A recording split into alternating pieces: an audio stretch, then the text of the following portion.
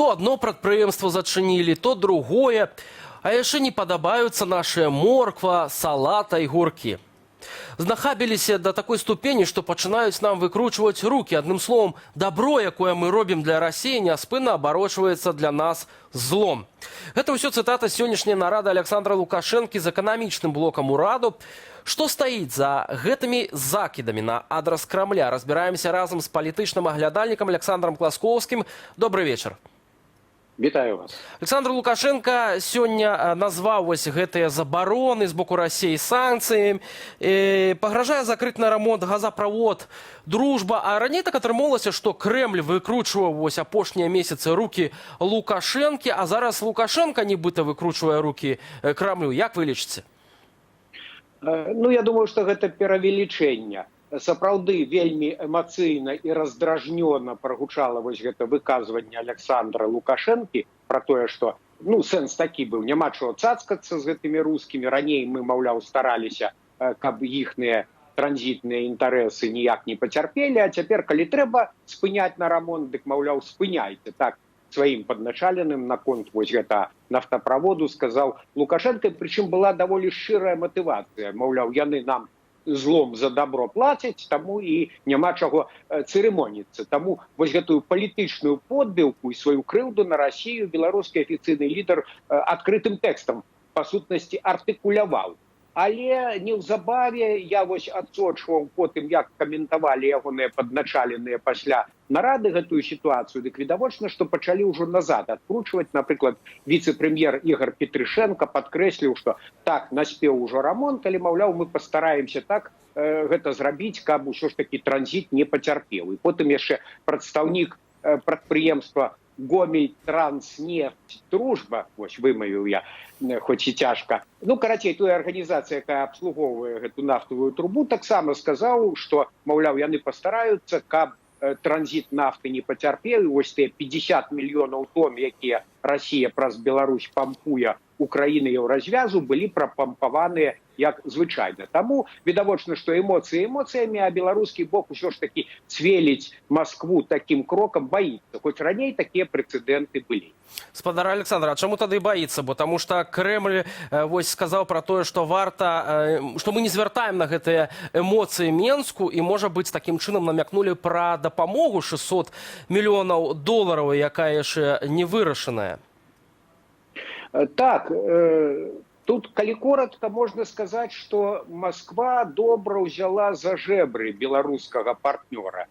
Ён у свой час, безумоўна, зрабіў стратэгічную памылку, калі, як той кажа, усе яйкі ў адзін кошык клаў, а менавіта ў кошык так званай братняй інтэграцыі. Цяпер Масква вырашыла кранік гэты закруціць, субсідыі зменшыць, а разам з тым узяць саюзніка за гарляк і патрабаваць, каб ён лепей, болей строга выконваў саюзніцкія абавязкі. І вось такая сёння нявыкрутка, што тая зброя, у прыватнасці транзітная, якую Лукашенко раней даволі спрытна выкарыстоўваў, цяпер ужо выглядае слабай. Я хочу нагадаць у прыватнасці, што раней Лукашенко і газавы транзіт спрабаваў перакрываць, і Масква тады сапраўды адступала, ішла на кампраміс, так у прыватнасці было ў 2010 годзе. Але пасля гэтага Масква выкупіла вось гэтую трубу, выкупіла Белтрансгаз, і цяпер ужо тым, што перакрыць можна газавы транзіт, Лукашенко ўжо Маскву напалохаць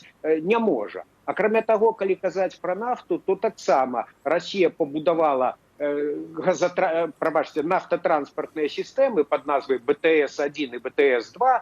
Сутнасць у тым, карацей, каб пампаваць нафту наўпрост, без выкарыстання беларускай тэрыторыі у кірунку расійскіх партоў на Балтыцы. І цяпер праз Беларусь, хоць і даволі значны аб'ём ідзе яшчэ 50 мільёнаў тонн нафты за год, але гэта значна меней, чым было некалькі гадоў таму. Іначай кажучы, Масква пакрысе аслабляе сваю залежнасць ад Беларусі, а вось эканамічная залежнасць Беларусі ад Расіі, як падаецца, толькі вырастае, у прыватнасці таму, што беларускае кіраўніцтва не хоча, не мае палітычнай волі на тое, каб рабіць эканамічныя рэформы. Вось таму я і раблю выснову, што добра Масква сёння ўзяла беларускага кіраўніка на цугундар.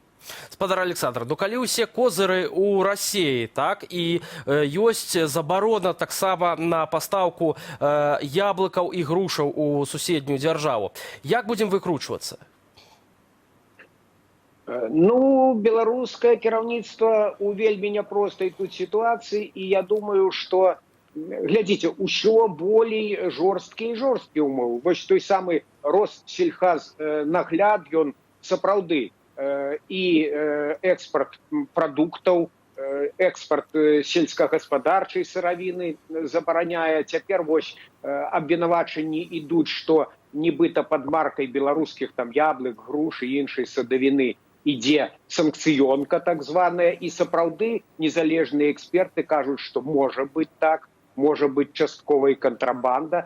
Таму тут цяжка змагацца, і потым, ведаеце, як сказано у старой расійскай байцы, у сильного всегда бессильный виноват. З аднаго боку, нібыта ёсць рацыя ў тых вось апеляцыях беларускага боку да падпісаных інтэграцыйных дамоўленасцяў, што, маўляў, там прапісаны роўныя ўмовы гаспадарання, што Москва абавязвалася гэтыя ўмовы як мінімум не пагаршаць, а цяпер яны пагаршаюцца. Але колькі не даводзь, а рэсурсы і усялякія розныя іншыя вагары, як той самы крэдыт, пра які вы згадвалі, гэта ўсё ў руках Москвы. Тут яшчэ можна сказаць, што Москва гуляе і умовамі крэдыту на будаўніцтва АЭС, таму што беларускі бок хоча, каб большы быў тэрмін выплаты і меншы працэнт. Карацей кажучы, усе козыры, фактычна ўсе козыры ў руках Москвы.